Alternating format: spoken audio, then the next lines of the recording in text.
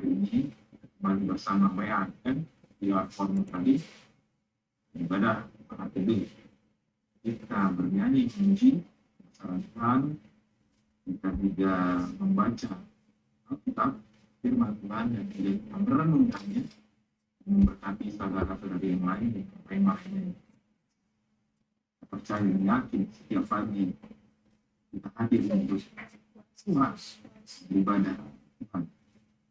Kita menyediakan dan meluangkan waktu, persiapkan hati, dan kita bersyukur semua berkat-berkat rohani yang diberikan, dan terlebih-lebih lagi berkat-berkat jasmani. Sampai saat ini kita diberikan kesehatan, kekuatan melampaui melewati hari-hari kita, mempersiapkan segala pekerjaan kita. Tapi sebelum kita mengerjakan pekerjaan dan aktivitas kita lebih dulu datang kepada Dia, masuk ke hadiratnya, kita bersyukur segala berkat-berkat yang diberikan. Kita nikmati pada pagi ini. Tuhan, hari ini saya bersama dengan Bapak, Ibu, dan teman-teman yang lewat Zoom meeting ini kita akan beribadah saat teduh bersama WAFM edisi 30 Juli 2021.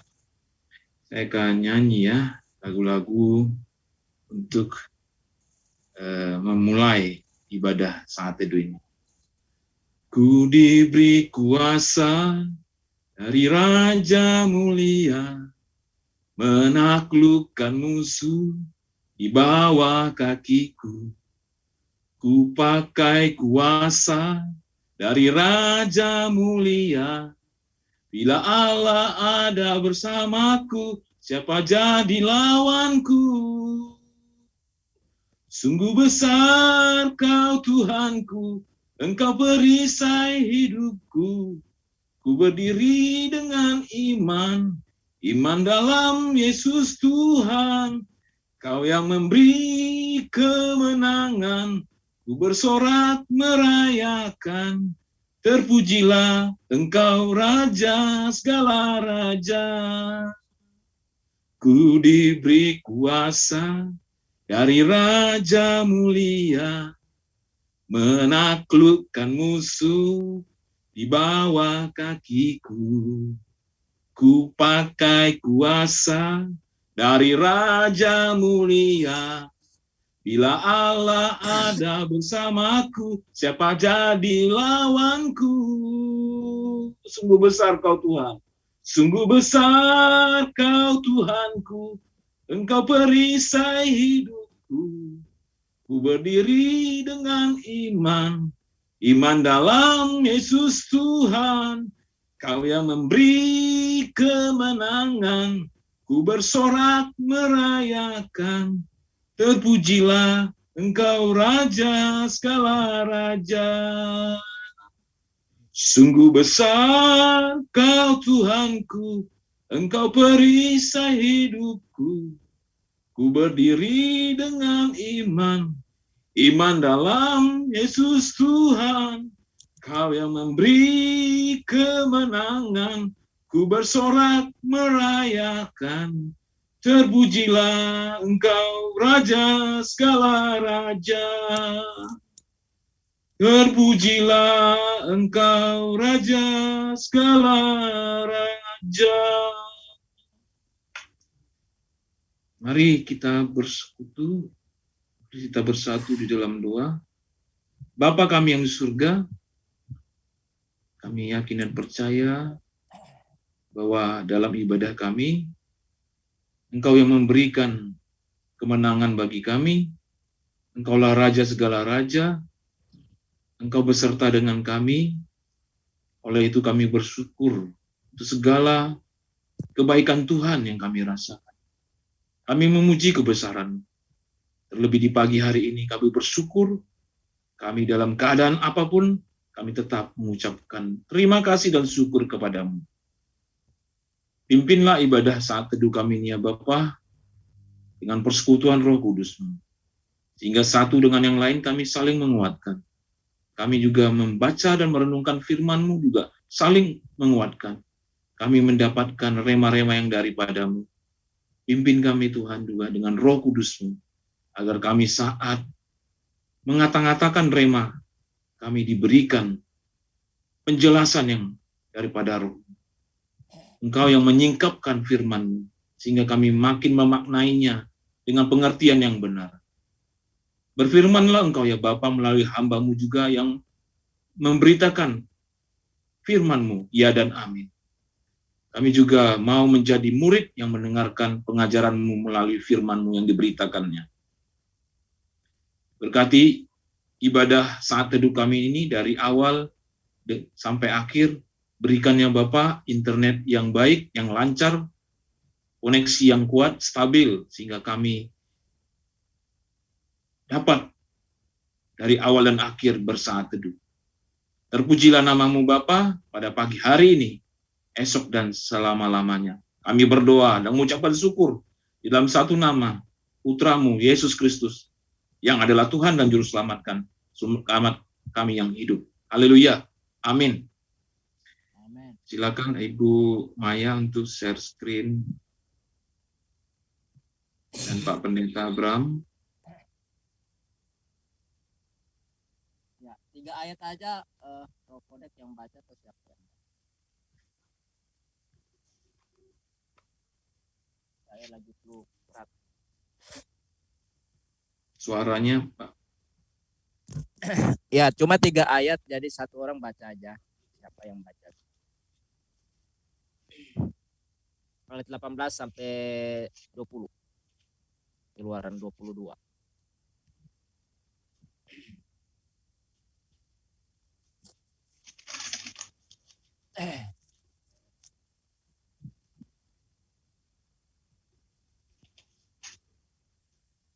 Boleh dimulai dari Pak Pendeta Pramanaha untuk membacakannya, nanti kami ngikutin. 3 ayat aja ya. Peraturan tentang orang-orang yang tidak mampu. Ayat 18. Seorang ahli sihir perempuan janganlah engkau biarkan hidup. Yuk lanjut.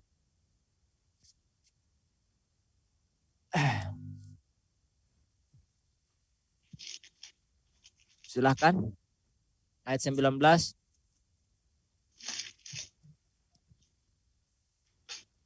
Keluaran pasal 21 ya Pak Pendeta? 22.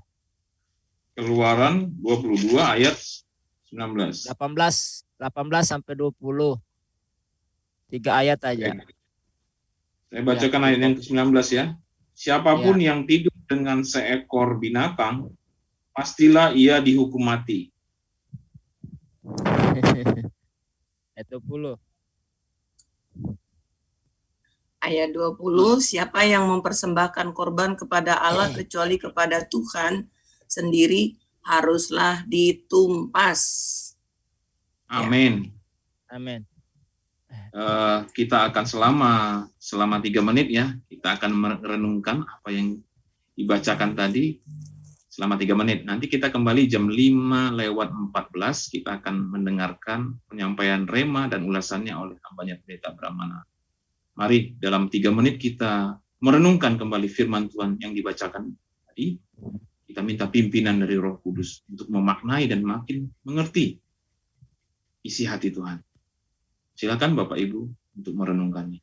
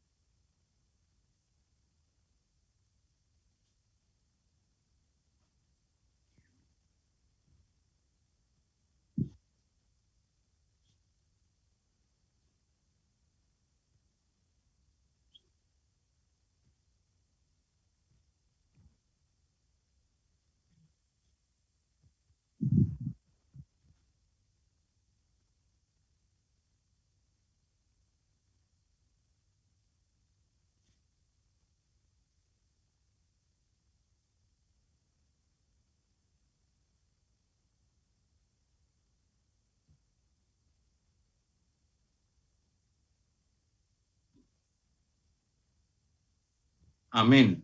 Sudah 3 menitnya kita merenungkan Keluaran 22 ayat yang 18, 19, dan 20. Saatnya kita akan mendengarkan penyampaian Rema dan ulasannya oleh hambanya, Pendeta Brahmana. Silakan Pak Pendeta. Baik, shalom.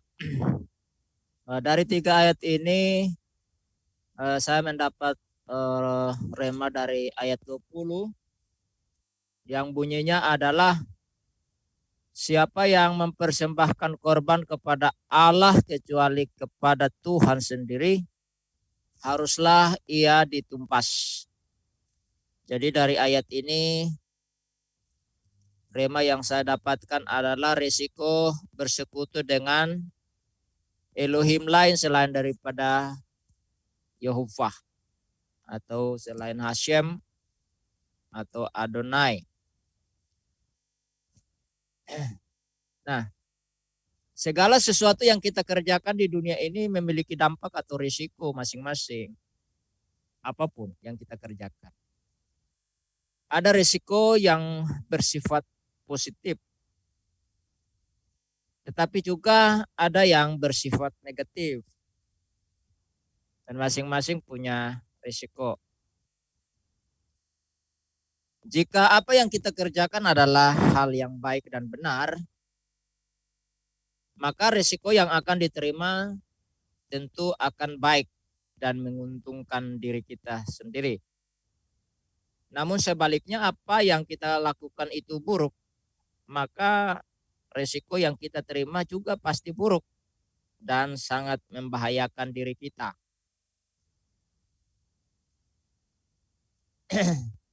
Di dalam ayat yang baru saja kita baca ini, di mana Tuhan katakan siapa yang mempersembahkan korban kepada Elohim lain, kecuali kepada Hashem, harus ditumpas, harus dilenyapkan. Artinya apa di sini? Tuhan ingin supaya setiap umatnya itu serius dan hanya fokus dengan dirinya. Ya, Tuhan tidak ingin dirinya dimadu. Ya. Seperti orang yang memadu cinta dengan kekasih lain. Karena ingat bahwa Tuhan adalah sang pencemburu. Dia sang pencemburu. Nah, di dalam Keluaran pasal 34 ayat yang ke-14 dikatakan, sebab janganlah engkau sujud menyembah kepada Allah lain. Karena Tuhan yang namanya cemburuan adalah Allah yang cemburu. Jadi Tuhan itu namanya saja cemburuan. Ya, dia tidak mau diduakan. Ya. Nah, oleh karena itu hal ini perlu menjadi perhatian yang serius bagi orang-orang yang mau mengikut Tuhan, ya, mau mengikut Dia, yang mengklaim dirinya sebagai umat Tuhan atau umat pilihan Tuhan, apalagi anak Tuhan. Ya. Nah, ada banyak orang Kristen tidak menyadari hal ini. Ya. Bahkan ada yang menyadari tetapi dengan sengaja untuk melakukannya. Ini ironis. Dan kita tahu ini membuat Tuhan begitu cemburunya. Begitu sakit hati. Ada orang Kristen yang sering mempersembahkan korban kepada Allah lain atau ilah lain selain Tuhan. Ketika punya masalah, mereka membawa sesajen ke kuburan. Datang berdoa ke kuburan. Ya. Berdoa sama bapak mamanya yang sudah mati. Udah bertahun-tahun yang silam. Dan memohon ampun kepada leluhur mereka. Ada orang Kristen kayak gitu. Di era digital begini masih juga ke kuburan dan berdoa kepada leluhur. Ada juga yang membuat nazar. Ya. membuat nazar ini dan membuat nazar itu ketika mereka dalam kesulitan hidup. Mereka bukannya pergi mencari Tuhan, tetapi malah mereka pergi ke dukun atau konon orang pintar yang kita sebut secara keren itu paranormal. Padahal namanya juga paranormal. Ya kata para itu kan artinya tidak. Dan normal artinya normal ya. Artinya orang tidak normal. Orang yang tidak waras. Tapi orang yang waras datang kepada orang yang tidak waras. Loh, terbalik toh. Jadi namanya paranormal itu orang yang tidak normal. Orang yang gak waras kok. Orang Kristen yang waras kok malah pergi. Jadi kalau ada orang Kristen yang datang kepada paranormal, berarti kita lebih tidak waras lagi daripada orang itu. Lebih gila lagi kita. Lebih bodoh lagi. Itu loh. Jadi kalau orang yang datang ke dukun itu, orang Kristen yang datang ke dukun itu, yang datang kepada orang idiot, itu berarti kita lebih idiot. Jangan jadi orang Kristen itu bodoh gitu kata Tuhan. Janganlah kamu bodoh. Nah kalau saya mau katakan mereka bukan orang pinter. Tetapi mereka orang yang bodoh. Orang yang tidak waras. Ngapain datang ke orang yang tidak waras?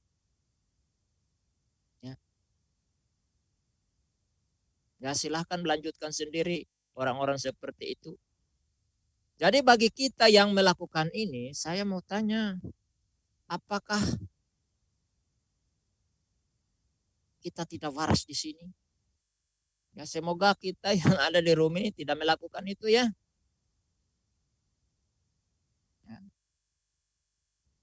Nah, tetapi izinkan saya untuk mengatakan bahwa kita adalah orang yang tidak sebodoh itu. Kita bukan orang yang tidak waras. Kita adalah orang-orang yang dikasih pikiran yang cerdas. Nah, karena mereka adalah apa? Kaki tangan iblis dukun itu. Atau mereka adalah anak-anak iblis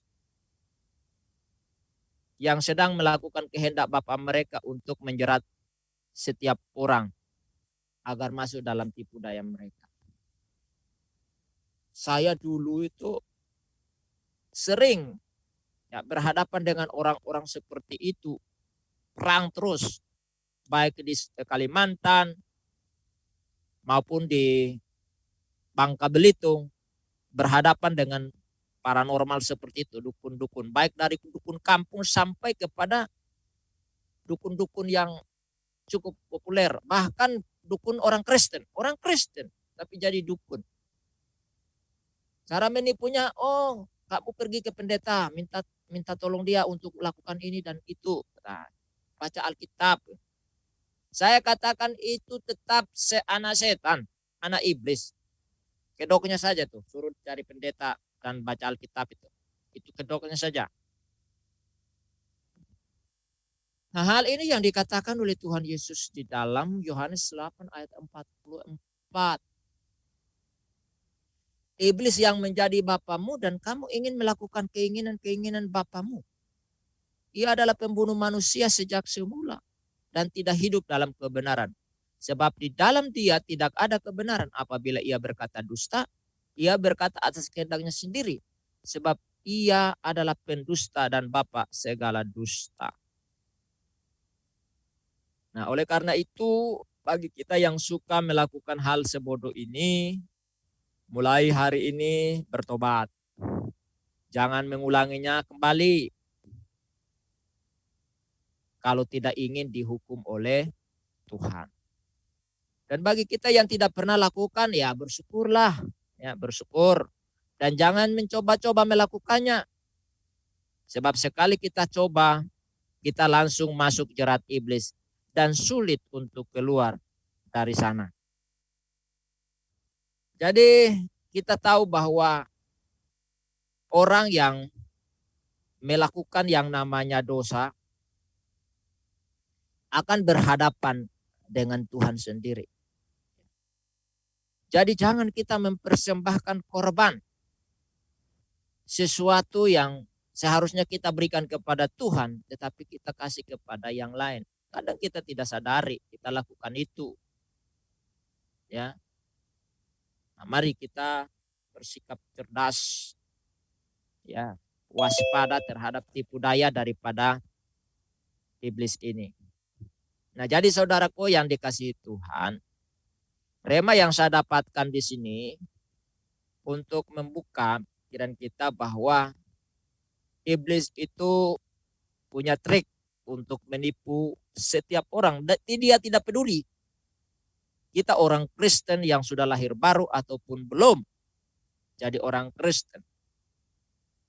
Kita tetap rentan dengan tipu daya iblis ini. Jadi mari hari ini jangan kita berikan sesuatu kepada Allah lain atau ilah lain selain daripada Tuhan. Kita harus persembahkan itu semua kepada Tuhan. Karena dengan demikian kita menjauhkan diri dari penghukuman daripada Tuhan, baik di dunia ini maupun dalam dunia kekekalan.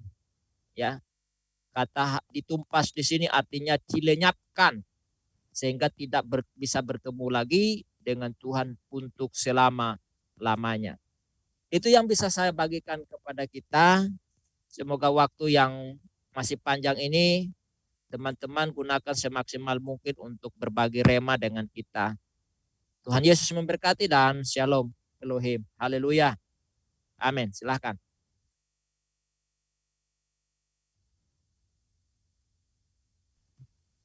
Ya, terima kasih Pak Pendeta Brahmanaha yang telah mengulas dan menyampaikan remanya.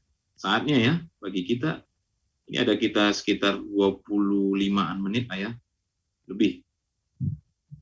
Kita akan sharing atau menyampaikan rema yang Bapak Ibu dan saudara-saudari mau sampaikan. Kami persilakan. Shalom, selamat pagi semua. Pagi Pak. Silakan, Yang Pak.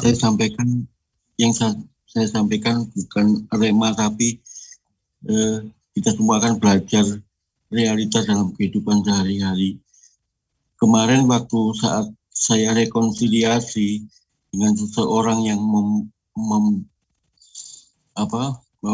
memberitakan kabar-kabar negatif tentang saya di jemaat Bontang, yang mengatakan bahwa saya menggunakan ilmu pelet dan sebagainya. Pada saat mereka semua berkumpul dan saya melihat ternyata sumbernya itu dari orang yang suka bermain-main dengan roh. Gitu. Dia dari salah satu suku di Indonesia ini, dan apa yang dia katakan, orang-orang yang satu suku dengan dia itu mengatakan percaya dan sangat mempercayai apa yang dia katakan. Misalkan ada Ibu M ya, Ibu M ini yang lagi sakit dengan usia yang sekitar 74 ya, kaki kanannya diamputasi. Orang ini mengatakan bahwa rohnya Ibu M itu sudah lepas dari tubuhnya. Itu sebenarnya dia sudah mati gitu. Nah, kelompok dari satu suku dengan dia mempercayai, padahal Ibu M ini saya sering sekali mengunjungi, saya ajak doa bersama, saya hibur supaya mendapat kekuatan. Setiap hari seringkali saya ajak begitu seperti itu, tapi bapak ini mengatakan bahwa ibu ini sudah mati, rohnya itu sudah lepas dari tubuhnya. Ini kan yang enggak benar gitu kan. Dia selalu berkomunikasi dengan roh jahat. Kemudian kalau ada kematian dari satu suku ini, dia mengatakan bahwa itu rohnya berupa manusia tapi punya tanduk. Dia menjamah-jamah makanan-makanan yang dibagikan. Hati-hati kalau makan. Aku melihatnya di situ gitu. hal-hal seperti itu dan itu diaminkan. Nah, saya menentang itu juga. Itu kemarin saya katakan bahwa apa yang Bapak katakan itu kenajisan bagi Allah, kenajisan bagi Tuhan Yesus. Bapak orang Kristen, saya lihat juga rajin ke gereja, menjadi satu ketua persekutuan ikatan komunitasnya, sukunya gitu ya, dan dihormati. Maaf ya semuanya ini banyak orang ini saya katakan bahwa jangan lagi percaya dan berhubungan dengan roh-roh itu. Muka-muka mereka tidak setuju dengan apa yang saya katakan, merasa protes dan tidak terima penjelasan saya. Kalau saya katakan bahwa kalau Bapak Ibu tidak percaya, kenapa Bapak Ibu terus membaca Alkitab? Sekalian aja nggak usah percaya sama Tuhan Yesus. Kalau roh-roh jahat disangkut pautkan, disatukan itu dalam kehidupan Bapak Ibu, saya katakan gitu. Bapak yang mengatakan fitnah saya nggak kenal saya kan? Nggak tahu saya. Kenapa mengatakan kehidupan saya ini, itu, dan sebagainya? Tahu dari mana? Bapak itu mendengarkan raja pembohong dan memberitakan segala hal yang nggak benar. Nah, ini refleksi salah satu contoh. Kadang kita diberhadapkan dengan kondisi orang-orang yang mempercayai roh-roh jahat, ya. Nah, seperti itu yang kita baca saat ini. Janganlah kita berhubungan dengan hal-hal seperti itu. Kemudian di ayat selanjutnya, hal-hal yang tidak wajar, ya, dengan binatang yang tidak wajar.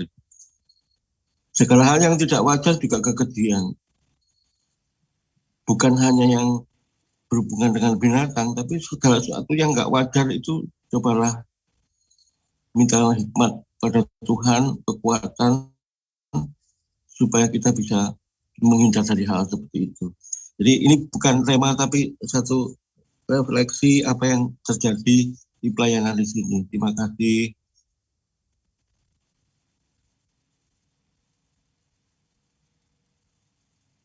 Ya, terima kasih Pak Dhani Step berbagi pengalamannya di tempat pelayanan. Silakan Bapak, Ibu, dan teman-teman, saudari yang dikasihi oleh Tuhan Yesus yang mau membagikan remanya, silakan. Walaupun 3 ayat, tapi cukup padat itu. Itu 3 ayat. Ya. Iya. Ayat yang ke mana? 18. Seorang ahli sihir perempuan janganlah engkau biarkan hidup. Sepertinya kita di Indonesia ini udah terbiasa banget ya dengan hal-hal seperti itu. Kita melihat tukang sihir, dukun, itu kayaknya biasa banget. Bukan hanya orang-orang yang tidak percaya Yesus, bahkan orang-orang yang sudah percaya Yesus pun masih percaya dengan hal-hal seperti ini. Uangnya hilang, dia minta tolong sama orang itu yang katanya punya kemampuan untuk melihat. Ya, ada emasnya hilang, dia datang kepada orang itu. Jadi banyak sekali sebetulnya. Kayaknya udah mendarah daging atau gimana ya. Jadi memang ternyata lahir sebagai Kristen itu bukan jaminan, ya, bukan jaminan bahwa dia mengerti bagaimana harus menjadi seorang pengikut Kristus. Mengapa mereka melakukan itu? Mungkin karena mereka nggak baca ini, ya, nggak baca ayat ini. Tapi walaupun seandainya mereka tidak membaca ayat ini, bahwa nggak boleh. Saya yakin bahwa bukan hanya tukang sihirnya yang harus jangan dibiarkan hidup, tetapi orang yang mempercayakan hidupnya kepada sihir itu kan sama dengan mempersembahkan hidupnya kepada ilah lain. Dia tidak percaya kepada Tuhan yang hidup, dia percaya kepada Tuhan yang lain, kepada mencari jawaban kepada ilah lain. Mengapa mereka mencari kepada ilah lain? Ya, walaupun dia sebetulnya sudah katanya percaya Yesus, karena mereka tidak mengalami Tuhan yang hidup, sehingga mereka mencari-cari ilah yang lain. sepertinya udah biasa banget ini ya. Apalagi dulu ketika saya belum percaya ya, wah udah biasa banget lah orang jualan, kita jualan ya, carilah pelaris ya. Ada yang orang kekasihnya berselingkuh, carilah kepada orang-orang seperti ini, dukun. Ya, kayaknya jadi dukun itu udah biasa banget, walaupun mereka rajin melakukan ibadah, tapi mereka tetap mencari pertolongan kepada yang selain Tuhan. Mengapa seperti itu? Karena mereka tidak mengalami Tuhan yang hidup. Mereka tidak mengalami Tuhan yang hidup di dalam diri mereka. Itu dari saya. Silakan Pak Hari. Iya, shalom. Selamat pagi teman-teman. Pagi. Saya bacain lagi ya itunya ya. Jadi Keluaran 22 ayat 18, peraturan tentang dosa yang keji. Seorang ahli sihir perempuan janganlah engkau biarkan hidup.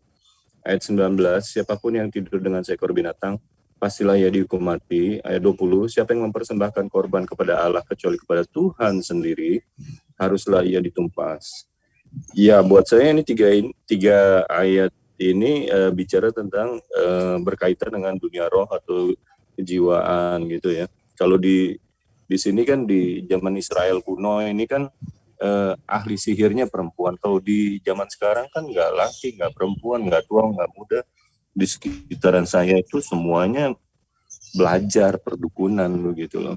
Tapi ini mereka yang disebut sebagai ahli sihir atau dukun ini sebenarnya bersatu dengan roh-roh jahat yang adalah musuh Tuhan. Di Perjanjian Baru itu ditulis yang baik, roh Tuhan dan roh jahat itu tidak mungkin bersatu. Jadi ini bahasa Inggrisnya take sides. Kamu mau berpihak ke siapa gitu. Jadi itu dibinasakan karena mereka ya seperti pengalaman Pak Dani Steph itu pasti bertentangan. Karena mereka mendengarkan si roh-roh jahat ini, bukan mendengarkan suara Tuhan atau kebenaran Tuhan atau keadilan Tuhan gitu. Dan ini mereka menyatu roh dengan si jahat itu gitu loh. Ya kalau kita mendengar kesaksian para pendeta yang bekas dukun itu kan, apalagi Pak Dautoni atau Pak siapa tuh pendeta yang bekas kelenteng gitu, itu mereka kasih tahu ada roh yang kasih tahu gitu loh. Ini begini, ini begitu. Kalau kayak cerita Bu Maya tuh yang orang mau ingin tahu siapa pencurinya di mana itu, mereka tanya roh, ternyata yang jawab bukan para malaikat tapi roh jahat. Dan roh jahat itu menuntut, kamu mau minta jawaban begini, saya akan nuntut sesuatu dari kamu gitu. Habislah dia dapat jawaban tapi mahal harganya, anak cucunya entah dia nggak bisa hidup dengan sempurna atau terganggu rezekinya. Kita mana tahu ya roh jahat itu minta apa gitu loh. Nah, ayat yang ke 19, siapapun yang tidur dengan seekor binatang pastinya dihukum. Ini sebenarnya wajib dihukum mati orang kayak begini zaman dulu tuh. Karena ini jiwanya melekat, rohnya melekat pada hewan, bukan kepada sesama yang manusia. Sebab laki-laki itu diciptakan perempuan untuk sebagai pendamping, penolong gitu loh. Tapi orang-orang seperti ini kalau melihat sesamanya atau melihat perempuan nggak nafsu, nggak naksir. Tapi kalau dia melihat kambing lewat, waduh, birahinya naik. Nah, iya orang itu ya patut dihukum mati gitu. Itu kekejian, benar-benar kekejian bagi Tuhan gitu. Itu tidak boleh gitu loh. Karena saya kalau di zaman sekarang itu kan para rasul nggak bicara soal manusia ke hewan, tapi kan ke ke homoseksual, terus ke LGBT lah gitu ya. Ya itu saya pernah lihat orang-orang kayak begitu. Mereka datang ke gereja masih muda gitu loh, ngelihat perempuan nggak naksir, cantik-cantik di gereja gitu loh, cakep gitu ya. Jemaat yang wanitanya masih single gitu karena muda semua itu. Tapi dia lihat sesama laki-laki, dia bisa berair itu mulutnya, bisa matanya bersinar-sinar gitu. Waduh, saya ngeliat itu serem banget ya gitu loh. mengapa ada seperti ini di dalam gereja gitu. Artinya kita tidak atau memelihara kekudusan di dalam gereja sekalipun gitu loh. Itu kurang doa, kurang kekudusan gitu. Bahaya sekali hal itu.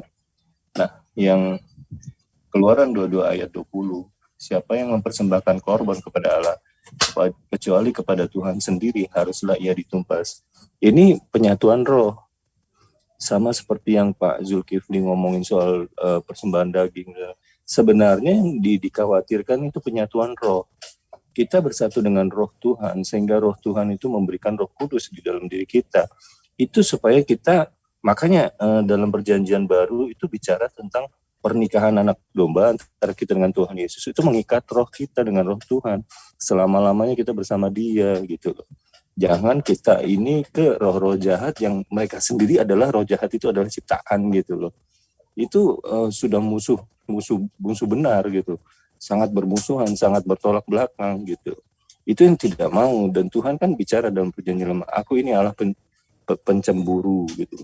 Ya, jangan kita mengungkit-ungkit amarah Tuhan.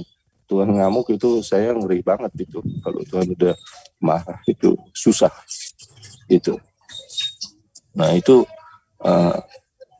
jadi buat saya 3 ayat ini berkaitan dengan dunia roh dan kejiwaan itu sangat berbahaya gitu loh. Mari kita jauhi gitu. Jangan kita bersatu dengan roh-roh jahat. Jangan kita hawa nafsu kita membara di luar dari apa yang sudah diberikan Tuhan.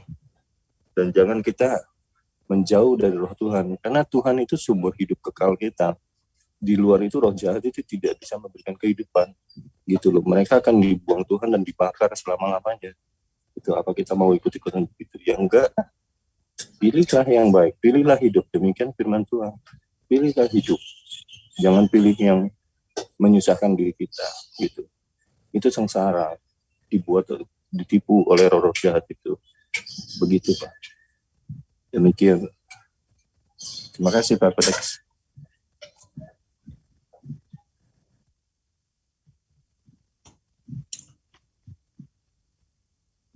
Shalom. Shalom juga. Silakan Bu Presti.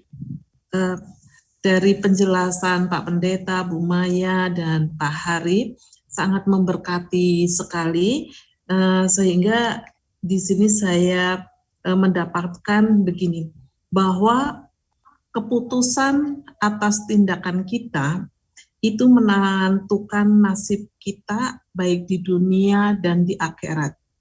Kenapa dari ayat ini saya mendapatkan hal ini? Karena 3 hal dosa keji mengenai sihir, seks menyimpang, dan menyembah Allah lain sebagai Tuhan dan Allah Yahweh, itu memerlukan satu keputusan yang dengan sadar kita melakukannya. Saya katakan seperti itu, karena pada dasarnya Tuhan dalam hal seks, pada dasarnya Tuhan sudah memberikan aturan dan hasrat terhadap sesama manusia. Tetapi ketika kita dengan binatang itu memerlukan satu tindakan kesadaran. Sihir juga begitu. Ketika kita percaya dengan ramalan, itu perlu tindakan yang kita lakukan dengan sadar. Ketika kita mau membawa korban kepada Allah lain, kita melakukan itu dengan sadar, dengan tindakan. Sehingga kesadaran kita dalam menentukan apakah kita mau berpihak kepada setan atau berpihak kepada Allah, itu sebenarnya kita yang memegang kendali. Karena apa? 3 dosa keji itu semuanya ada di pengaruh setan, dan itu dalam kendali setan. Sehingga pagi ini saya mendapatkan rema bahwa keputusan atas tindakan kita itu sangat menentukan nasib kita di dunia dan akhirat. Apakah kita akan dalam berkat Tuhan atau kita akan ditumpas oleh Tuhan? Itu sih yang saya dapatkan, dan ini pengalaman mengenai sihir, betul apa yang dikatakan Pak Hari tadi, bahwa sebenarnya kalau orang menanyakan sesuatu itu, dia ada yang memberitahu. Nah, orang sebagai ahli sihir itu Kenapa dia harus dibunuh? Pertama kali dia harus dilenyap. Karena apa? Karena dia termasuk penyesat-penyesat. Jadi itu juga sih yang saya dapatkan. Terima kasih, Tuhan berkati. Oke, terima kasih Bung Hari dan Bu Presti. Iya, saya mau nambahkan sedikit Pak. Mbak Bu. Jadi dari Bu Presti itu iya sih timbul ingatan dari saya. Kita juga harus hati-hati juga dengan keinginan kita untuk mengejar harta benda seperti tadi Bu Maya bilang, wah ini kecurian pengen tahu siapa yang curi, itu kan pengen dapetin barangnya balik. Nggak usah, relakan. Daripada kamu harus membayar nyawa kamu, tanya ke dukun, lalu dukun nanya setan, terus setan minta sesuatu dari hidup kita, matilah kita gitu loh. Jadi jangan tertipu oleh hawa nafsu kita. Terus kedua, jangan tertipu juga oleh pikiran-pikiran sesat kita gitu loh. Karena setan itu menipu, pertama kita tidak tahu, ingin tahu, dan hawa nafsu kita sendiri gitu loh. Hawa nafsu duniawi gitu loh. Itu hati-hatilah gitu loh. Jangan memanjakan hawa nafsu dan jangan tertipu. Jadi bagaimana caranya? Ya ikhlaskan, relakan, kalau udah hilang ya udahlah gitu loh. Itu susah gitu loh. Udah nggak bisa inilah gitu loh. Kalau memang rezeki kita, Tuhan akan kembalikan. Tapi kalau enggak, ya sudah gitu loh. Anggap Tuhan udah putuskan, udah buat orang lain, itu hukuman buat kita, ya terserahlah gitu loh. Tapi jangan kita memanjakan hawa nafsu dan jangan kita tertipu begitu. Itu jadi jaga-jagalah diri kita gitu. Berdoa, banyak-banyak berdoa, kumpul-kumpul kayak begini, sharing, jadi kita saling menguatkan, mengingatkan gitu loh. Kalau ada emosi kita terluka atau apa, kayak pada nih tadi cerita ya, sempatkan diungkapkan bagaimana gitu. Begitu teman-teman. Terima kasih ya.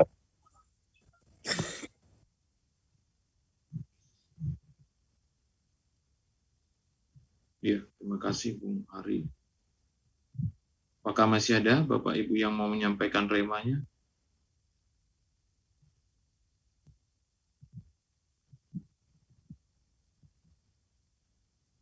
Ya memang sih kita dalam dalam kehidupan ini pasti bertemu secara langsung ya dengan hal-hal seperti itu. Kalau saya pernah tahu ada yang seperti tadi ya, sihir-sihir seperti itu. Memang dalam kehidupan rumah tangga keluarga yang seperti itu nggak ada damai sejahtera. Jadi kalau yang udah satu nanti misalnya nih bapaknya pakai guna-guna begitu atau untuk hal-hal yang ada hubungan dengan sihir gitu ya. Kelihatannya anaknya tuh ngalami sesuatu gitu, dijadiin tumbal.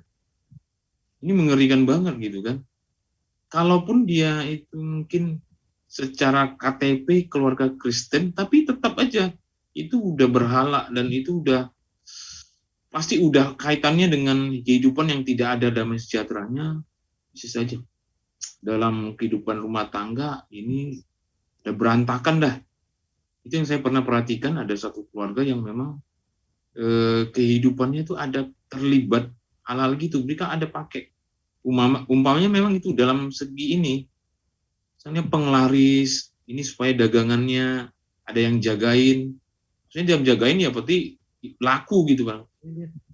Tapi sebenarnya keluarga itu ada yang nggak kelihatan mata, ya orang nggak tahu, tapi ada di dalam perbuatan-perbuatan dosa. Itu tadi menggantikan Allah yang sesungguhnya, tapi di luar itu dia bisa macam tipu daya. Kelihatannya ini ya keluarga yang hidup apa, tapi di dalam keluarga itu sebenarnya berantakan. Kenapa? Ini suatu waktu terbongkar gitu. Ini makanya mereka pakai kuasa-kuasa sihir gitu. Dan masuk ke dalam rumahnya udah beda hawanya. Udaranya udah beda, rasanya tuh nggak ada urapan gitu di dalam rumah itu. Ya, aneh. Itu yang saya pernah juga tahu, ada keluarga yang terlibat hal-hal yang berkaitan dengan sihir. Apakah masih ada Bapak Ibu yang mau rekan Remanya. Ada juga siapa? Saya nggak usah sebut namanya deh. Tapi kalau memang masih mau tambah, Saya bagikan lagi ya. Oh, ya. Silakan Pak Dani. Nanti Bu Nela. Nah, Iya, silakan. terima kasih Bu Nela. Mungkin Sama-sama ini Pak Dani, silakan. Iya, Tuhan tidak kebetulan menempatkan saya di tengah-tengah satu suku. Banyak suku sih di sini, tapi saya sepertinya dikonsentrasikan dari satu suku ini. Mereka sangat-sangat terkait berhubungan dengan roh jahat. Ya. Meskipun mereka itu sangat rajin, semuanya ke gereja itu rajin. Tapi dari sisi realita kenyataan sehari-hari yang namanya pertengkaran itu sangat-sangat sering dalam kehidupan mereka. Nah, ini dampaknya dari mereka itu masih hidup berdampingan dengan roh jahat gitu. Momen tertentu mereka ke kuburan. Saya juga ikut, saya perhatikan apa yang mereka lakukan. Mereka datang ke kuburan, membuka peti, mengganti baju saudaranya yang sudah meninggal, ya orang tuanya diganti bajunya, membawa air mineral, membawa minuman kaleng, paling banyak seperti itu. Kalau makanan enggak sudah banyak, itu ya. Kalau makanan enggak, persembahannya kayak beda gitu. Habis itu mereka makan bareng, babi guling dan sebagainya gitu. Nah, saya tanya kenapa mengganti bajunya jenazah gitu ya, sudah tulang berulang gitu. Tapi anehnya tulang berulangnya enggak pisah-pisah gitu ya, masih utuh gitu. Dan bisa diberdirikan, saya perhatikan diberdirikan, terus kemudian dilepas, jadi saya berdiri tanpa penyangga gitu. Nah gitu-gitu. Ini bentuk kami itu masih tetap berbakti kepada orang tua kami, nenek, kakek dan sebagainya, bla bla bla gitu kan. Bentuk kesetiaan. Seperti Tuhan setia kepada kita. Dicampur adukkan enggak karu-karuan kayak gitu. Nah, seperti itu. Nah, kalau ada salah satu jemaat yang saya ceritakan tadi yang sudah memfitnah saya sehingga hampir nyaris 90% jemaat itu memusuhi saya. Yang saya sampaikan di grup admin di dalam. Ini saya tertekan banget seperti diasingkan gitu ya. Nah, sampai segitunya mereka kehidupannya. Nah, tidak mudah dalam hal ini penyertaan Tuhan menyertai saya bagaimana membongkar apa yang mereka lakukan, praktek-praktek seperti itu. Kenapa kalian berantem terus suami istri dengan ancaman cerai itu warna-warni setiap hari. Pagi-pagi jam 1, jam 2 enak-enak tidur saya diketok-ketok, Pak Dani tolong. Ada apa? Ini saling gebuk ya, baku hantam dan sebagainya, mau cerai dan berdoa dalam nama Tuhan Yesus, Tuhan pulihkan, lembutkan lagi hati mereka, damai lagi. Nanti beberapa saat lagi berantem lagi keluarga yang lain, itu terus diwarnai. Dan saya katakan inilah buahnya kalian terus berhubungan sama roh jahat, saya bilang gitu. Di dunia ini hanya manusia roh jahat, yang sudah mati sudah, nggak ada lagi. Ya, kami kan mendengarkan yang muncul di sana memang tubuh orang tua kami masih tegar bugar. Ya itu setan. Imajinasinya itu menirukan orang tua kalian. Tapi mereka nggak terima seperti itu. Jadi sehari-hari dihadapkan dengan pelayanan seperti ini. Itu ya. Seperti Pak Hari tadi sampaikan bahwa manifestasinya iblis itu pintar. Sekarang itu nggak katakanlah kita nggak mengatakan sekarang yang terjadi bukan sihir, tapi gadget. Nah, gadget itu dihuni oleh orang jahat sehingga jadi maniak ya, jadi freak dengan gadget. Bangun pagi melek nggak selamat pagi Roh Kudus, selamat pagi Tuhan Yesus, langsung meraih gadget. Gitu. Nah, kayak gitu-gitu manifestasinya seperti itu. Nah, Bapak Ibu sekalian, nggak semudah itu ya Pak Hari ya, pelepasan seperti apa. Mereka sudah menyatu satu jemaat loh. Segitu kuatnya, kuat sekali. Jadi kalau pelepasan ya pelepasan massal ya, nggak person per person itu. Karena satu person, tapi lingkungan semuanya seperti itu. Hanyut lagi. Satu sudah bisa saya berikan pengertian, rasio mereka berjalan. Oh gitu ya Pak. Coba ada nggak di Alkitab sinkretisme seperti itu? Ya. Nah itu susah banget melepaskan kayak gitu.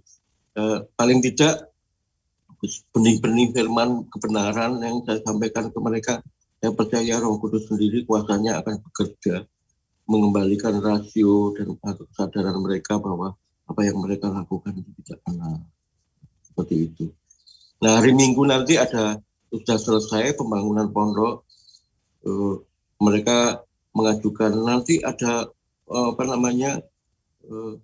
waktu pentabisan pondok perintisan gereja, ada istilahnya kalau saya bilang ritual gitu ya, nasi apa dan sebagainya, makanannya harus begini begitu. Saya langsung tolak mentah-mentah. Tidak, saya nggak setuju.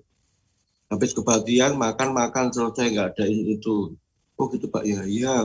Pokoknya nggak ada kayak gitu. Nah, puji Tuhan mereka terima. Jadi saya terus dukung doa pelayanan saya di sini yang terkait dengan alkoholisme seperti itu. Tuhan memberkati semua. Ya, kasih Pak Dani menambahkan. Lalu ada Ibu Nela tadi sepertinya. Silakan Bu, masih menyampaikan remanya. Apa ada? Saya ada waktu ya dikit, ya sedikit aja.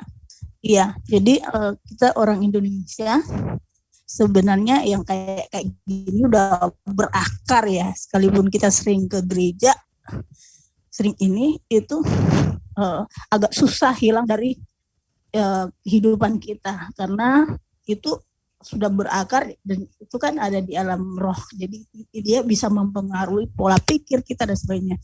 Nah kayak Pak Hari bilang berdoa itu salah satu, tapi pengertian akan kebenaran firman dituntun oleh kuasa Roh Kudus dan kita mau belajar itu akan membawa kita terlepas.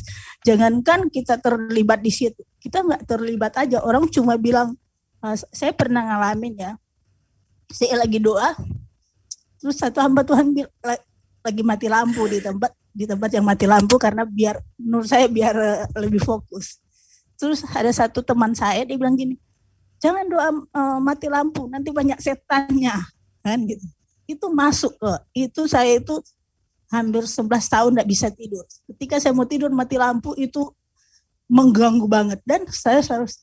Tapi satu kali ketika saya dengar dan saya dengar satu hamba Tuhan bilang, kamu tahu enggak kalau tidur mati lampu itu membuat kita sehat dan sebagainya. Dan sejak itu saya sih terus belajar ya dengan Tuhan. Akhirnya aku bilang, iya juga ya ini. Akhirnya aku bilang, Tuhan, aku mau tidur, mau mati lampu, kata firman atau kata hamba Tuhan bahwa mati lampu pun tidur tuh sehat, bikin kita sehat gitu. Nah, aku mati lampu, aku tidur sampai besok pagi enggak apa-apa. Jadi kembali keputusan kita juga gitu. Keputusan itu untuk mengambil kita mau tetap mau takut sama itu atau kita mau percaya apa kata Tuhan. Dimanapun kamu berada, Tuhan tuh melindungi kamu, bisa aman, bisa tenang gitu.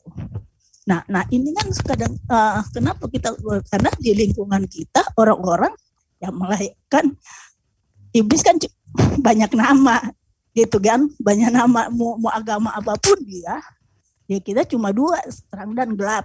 Nah kalau kita baca kenapa orang Kristen dari dulu tidak pernah mengerti, karena mereka baca firman, berdoa cuma sebagai rutinitas, tidak dituntun oleh kuasa Roh Kudus. Karena saya harus ke gereja, saya takut nanti kalau tidak ke gereja celaka gitu. Nah, hal-hal begitu yang membuat orang Kristen semakin terjerumus. Jadi dia ke gereja cuma sebagai rutinitas, takut gitu, nanti saya dihukum gitu. Nah makanya perlu juga kita kita sebagai hamba Tuhan untuk mengatakan bahwa kalau kamu ke gereja itu Tuhan sayang, Tuhan kamu ke gereja bukan supaya kamu